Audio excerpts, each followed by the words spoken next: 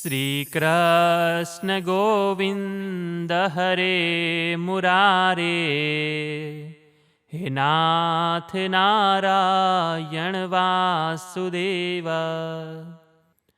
નમસ્કાર મિત્રો, સૌપ્રથમ આપ સૌ લોકોને આજની કામિકા એકાદશીના અમારી ચેનલ તરફથી જય શ્રી કૃષ્ણ. મિત્રો, આજના આ વિડીયોમાં આપણે આ કામિકા એકાદશીનો સત્સંગ કરવાના છીએ, એટલે કે આ એકાદશીનો મહિમા કથા સાંભળીશું તથા જે કોઈ વ્રત કરે છે તે વ્રતનું શું ફળ મેળવે છે તે પણ જાણીશું.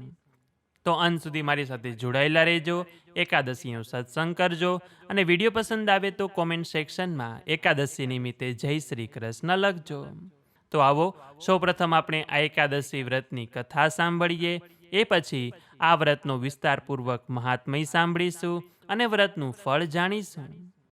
તો બોલીએ શ્રી વિષ્ણુ ભગવાન કી જય, શ્રી કૃષ્ણ ભગવાન કી જય, તુલસી માત કી જય, એકાદશી માત કી જય.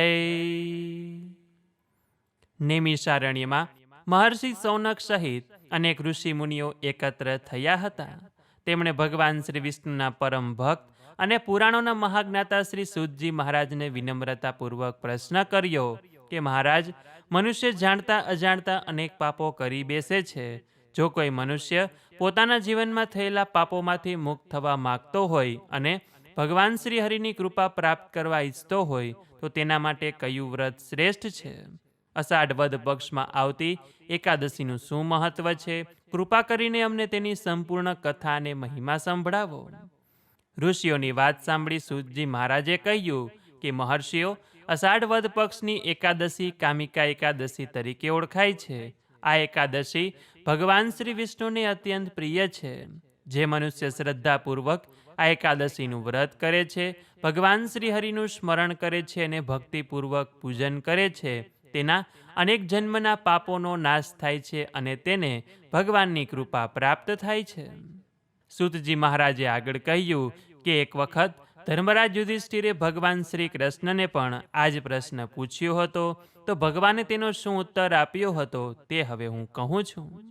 પ્રાચીન સમયમાં એક ગામમાં એક શક્તિશાળી પરંતુ ક્રોધી સ્વભાવનો જમીનદાર રહેતો હતો. તે સ્વભાવથી ખૂબ જ ઉગ્ર હતો. એક દિવસ કોઈ વાતને લઈને તેનો એક બ્રાહ્મણ સાથે ભારે વિવાદ થયો. ગુસ્સામાં આવીને જમીનદારે બ્રાહ્મણને ધક્કો માર્યો અને તેના કારણે બ્રાહ્મણનું મૃત્યુ થઈ ગયું. બ્રાહ્મણની હત્યા થઈ ગઈ છે તે જાણીને જમીનદાર ખૂબ જ દુઃખી થયો અને તેને પોતાના કર્મનો ખૂબ જ પસ્તાવો થયો. તેણે વિચાર્યું કે મારા હાથથી ખૂબ જ મોટું પાપ થઈ ગયું છે, હવે હું આ પાપમાંથી કેવી રીતે મુક્ત થઈશ?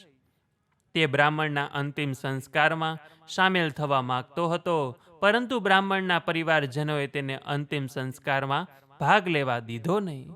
તેમણે કહ્યું કે તમારા કારણે જ આ દુર્ઘટના બની છે. જ્યાં સુધી તમે તમારા પાપનું પ્રાયશ્ચિત નહીં કરો ત્યાં સુધી તમે અહીં આવશો નહીં. જમીનદાર ખૂબ જ દુઃખી થયો. તેણે એક સંત પુરુષની શરણ લીધી અને પોતાના પાપની વાત કહી. તેણે સંતને વિનંતી કરી કે હે મહાત્મા, મેં મોટું આ પાપ કર્યું છે. હવે મને કોઈ એવો માર્ગ બતાવો કે જેના દ્વારા હું ભગવાનની શરણમાં જઈ શકું અને મારા પાપનું પ્રાયશ્ચિત કરી શકું. સંત પુરુષે તેને ભગવાન શ્રી વિષ્ણુની ભક્તિ કરવાની સલાહ આપી અને કહ્યું કે અષાઢ મહિનાની વદ પક્ષની કામિકા એકાદશીનું વ્રત શ્રદ્ધાપૂર્વક કરવું. સંતે કહ્યું કે આ દિવસે સ્નાન કરી શુદ્ધ થજો, ભગવાન શ્રી વિષ્ણુનું પૂજન કરજો, ઉપવાસ કરજો અને આખો દિવસ ભગવાનનું નામ સ્મરણ કરજો. ભગવાન શ્રી હરિની શરણમાં જઈને પોતાના કર્મ માટે સાચા હૃદયથી ક્ષમા માગજો. જમીનદારે સંતની આજ્ઞા સ્વીકારી અને કામિકા એકાદશીના દિવસે તેણે વહેલી સવારે સ્નાન કર્યું અને ભગવાન શ્રી વિષ્ણુનું ધ્યાન ધર્યું. તેણે પોતાના મનમાં રહેલા અહંકાર અને ક્રોધનો ત્યાગ કરવાનો સંકલ્પ કર્યો. આખો દિવસ તેણે ભગવાન શ્રી હરિનું નામ સ્મરણ કર્યું અને ભક્તિપૂર્વક પૂજન કર્યું. તેણે ભગવાનને તુલસીના પાન અર્પણ કર્યા અને પ્રાર્થના કરી કે હે નારાયણ, મારા હાથથી જે પાપ થયું છે તેનો મને ખૂબ જ પસ્તાવો છે. હું મારા કર્મથી ભાગવા માંગતો નથી. હે પ્રભુ, મને સદ્બુદ્ધિ આપો.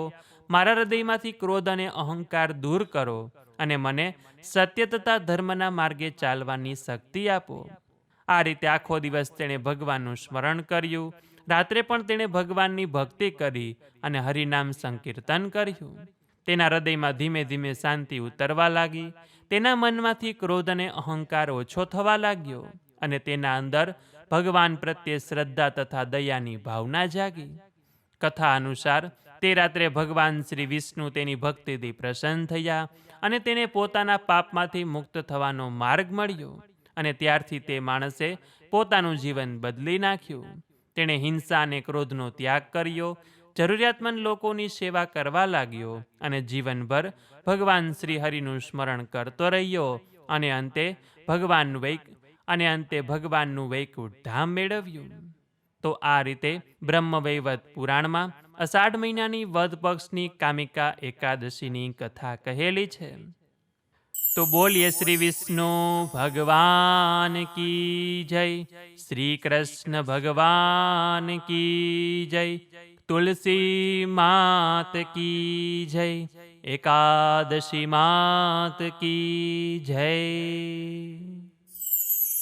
મિત્રો, આજના દિવસે તુલસી પૂજનનું પણ વિશેષ મહત્વ બતાવવામાં આવ્યું છે.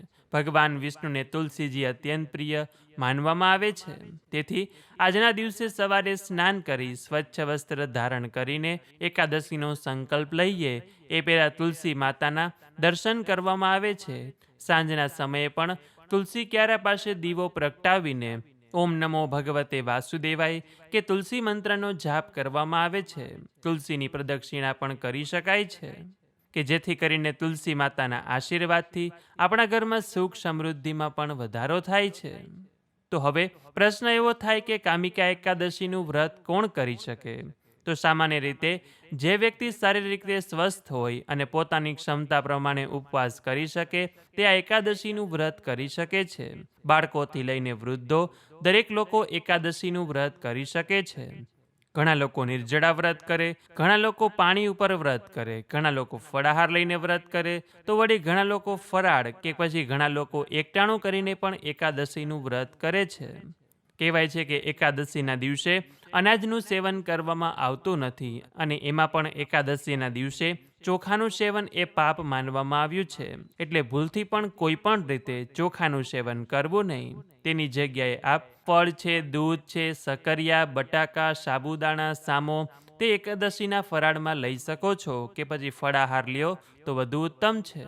તો હવે જે કોઈ વ્રત કરે છે તેને સવારે વહેલા ઉઠી સ્નાનાદિ કાર્યોમાંથી પરવારીને સૂર્યદેવને અર્ઘ આપી તુલસી માતાના દર્શન કરીને ભગવાન સમક્ષ બેસીને આ વ્રતનો સંકલ્પ કરવાનો કે કેવી રીતે આજે આપ એકાદશીનું વ્રત કરવાના છો. એ પછી ભગવાન સમક્ષ દીવો, ધૂપ, ફૂલ, ચંદન, ફળ અને તુલસી પત્ર અર્પણ કરીને ભગવાનનું પૂજન કરવામાં આવે છે.